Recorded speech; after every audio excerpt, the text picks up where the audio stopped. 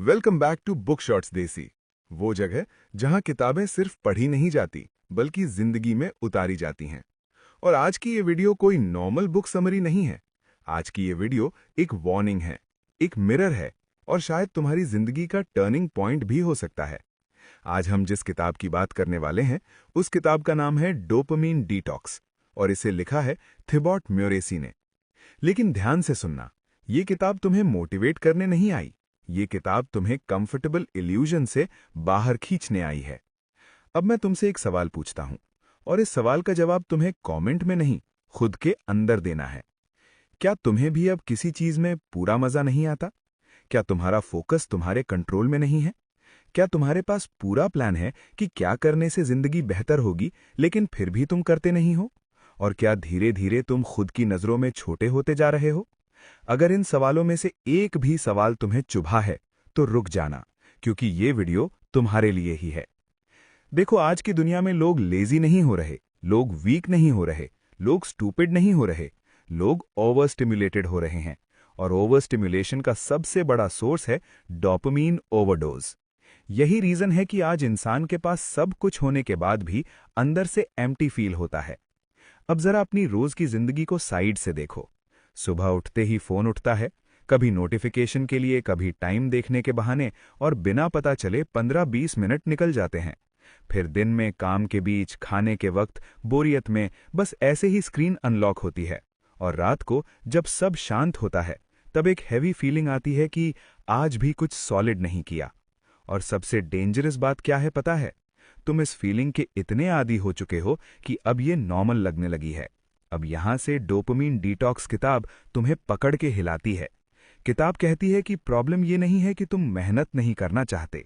Problem ये है कि तुम्हारा दिमाग मेहनत से मिलने वाले रिवॉर्ड को फील ही नहीं कर पा रहा, क्योंकि तुम उसे चीप रिवॉर्ड पर ट्रेन कर चुके हो। अब डोपामिन को गलत मत समझना। डोपामिन कोई दुश्मन नहीं है। डोपामिन वही केमिकल है जो तुम्हें सुबह बिस्तर से उठाता है, जो तुम्हें गोल्स की तरफ पुश करता है। लेकिन डोपामिन का असली काम प्लेजर देना नहीं है। डोपामिन का काम है एक्सपेक्टेशन क्रिएट करना। और जब एक्सपेक्टेशन बिना मेहनत के पूरी होने लगे तो दिमाग बिगड़ जाता है। आज डोपामिन पाने के लिए तुम्हें कुछ बनाना नहीं पड़ता, कुछ जीतना नहीं पड़ता, कुछ अचीव नहीं करना पड़ता। बस स्क्रॉल करो, टैप करो, कंज्यूम करो और दिमाग बोलता है वाह, मजा आ गया। लेकिन वो मजा धीरे धीरे तुम्हें जिंदगी से दूर ले जा रहा है। इस किताब में एक बहुत खतरनाक आइडिया है। किताब कहती है कि आज इंसान दो तरह के डोपामीन में फंसा है। एक वो डोपामीन जो मेहनत के बाद आता है, जिसमें टाइम लगता है, पेन लगता है, लेकिन जब आता है तो कॉन्फिडेंस देता है। और दूसरा वो डोपामीन जो इंस्टेंटली आता है, बिना किसी एफर्ट के, और अंदर से इंसान को खाली कर देता है। और आज की जनरेशन दूसरे वाले डोपामीन की प्रिजनर बन चुकी है। यही रीजन है कि आज जिम बोरिंग लगता है, पढ़ाई हैवी लगती है, स्किल सीखना मुश्किल लगता है और फोन छोड़ना इम्पॉसिबल। अब सोचो, अगर दिमाग को हर दिन फास्ट फूड मिलेगा तो उसे हेल्दी फूड पसंद आएगा? नहीं। ठीक वैसे ही अगर दिमाग को हर दिन हाई स्टिम्युलेशन मिलेगा तो उसे सिंपल लाइफ फीकी ही लगेगी। यही पॉइंट पर डोपामिन डिटॉक्स कहती है कि सोल्यूशन फाइट नहीं है, सोल्यूशन रीसेट है। दिमाग को पनिश नहीं करना, दिमाग को फिर से नॉर्मल टेस्ट सिखाना है। अब डोपामिन डिटॉक्स का मतलब गलत मत समझना। इसका मतलब ये नहीं कि तुम फोन छोड़ दो या दुनिया से कट जाओ। इसका मतलब ये है अननेसेसरी स्टिम्युलेशन हटाना, ताकि जरूरी चीजें फिर से मीनिंगफुल लगें। सबसे पहला कदम है ऑनेस्टी। खुद से सच बोलना कि तुम्हें सबसे ज्यादा इंस्टेंट कंफर्ट किस चीज से मिलता है। जब तक तुम अपने ट्रिगर्स नहीं पहचानोगे तब तक कंट्रोल इल्यूजन ही रहेगा। दूसरा कदम है एक्सट्रीम मत बनना। किताब साफ कहती है सडन डिटॉक्स रीबाउंड क्रिएट करता है। धीरे धीरे कट डाउन, ताकि दिमाग अडैप्ट करे, ना कि रेबेल। तीसरा और सबसे स्मार्ट कदम है रिप्लेसमेंट। दिमाग रिवॉर्ड मांगेगा, ये रूल है, तो उसे सस्ता रिवॉर्ड मत दो, उसे मीनिंगफुल रिवॉर्ड दो। Workout, walk, writing, meditation, skill practice. शुरुआत में बोरिंग लगेगा, लेकिन कुछ हफ्तों बाद यही बोरिंग चीजें पीस देने लगेंगी। फिर आता है एनवायरनमेंट कंट्रोल।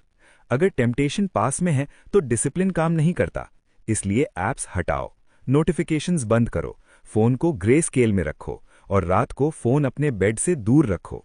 ये छोटे स्टेप्स नहीं हैं, ये आइडेंटिटी लेवल चेंजेस हैं। और आखिरी बात जो किताब ऑलमोस्ट चिल्ला के कहती है, बोर्डम से मत भागो। आज बोर्डम एनिमी नहीं है, आज बोर्डम ट्रेनिंग ग्राउंड है। जिस दिन तुम बिना डिस्ट्रैक्शन अपने थॉट्स के साथ बैठना सीख गए, उस दिन तुम बाकियों से आगे निकल जाओगे।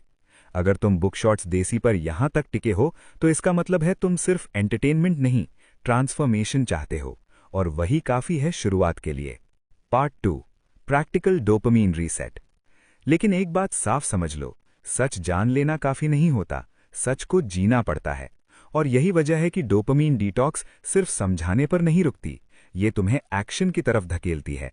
अब हम बात करते हैं एक सिंपल लेकिन पावरफुल 7-डे डोपामीन रीसेट की, जो तुम्हें मंक नहीं बनाएगा लेकिन तुम्हें कंट्रोल में जरूर ले आएगा।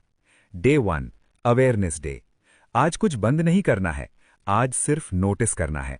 कब तुम फोन उठाते हो, क्यों उठाते हो, और उसके बाद कैसा फील करते हो। बस देखो, जज मत करो।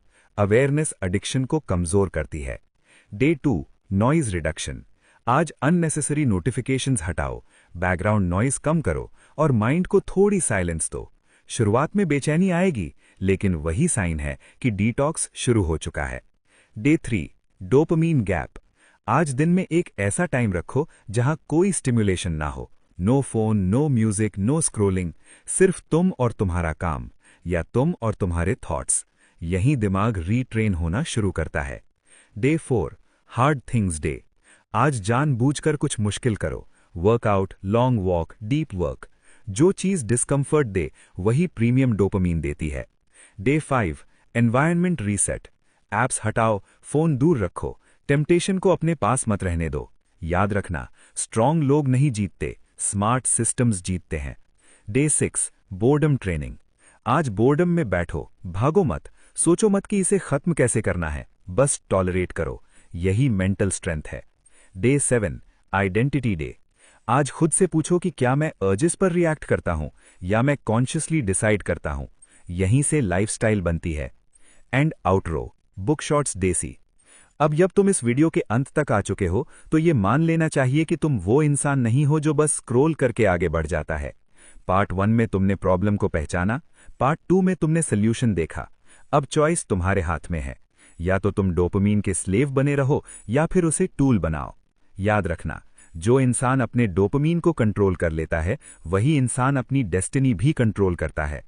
अगर ये वीडियो तुम्हें अनकंफर्टेबल लगी है तो अच्छी बात है, क्योंकि ग्रोथ कंफर्ट में नहीं होती। मैं मिलूंगा तुम्हें अगले पार्ट में, जहां हम डीप फोकस, डिसिप्लिन और मंक लेवल क्लैरिटी की बात करेंगे। तब तक याद रखना, स्क्रॉल करना आसान है, खुद को बनाना मुश्किल, और जो मुश्किल चुनता है वही आगे निकलता है। दिस इज बुक शॉट्स देसी। Stay aware, stay sharp, stay real.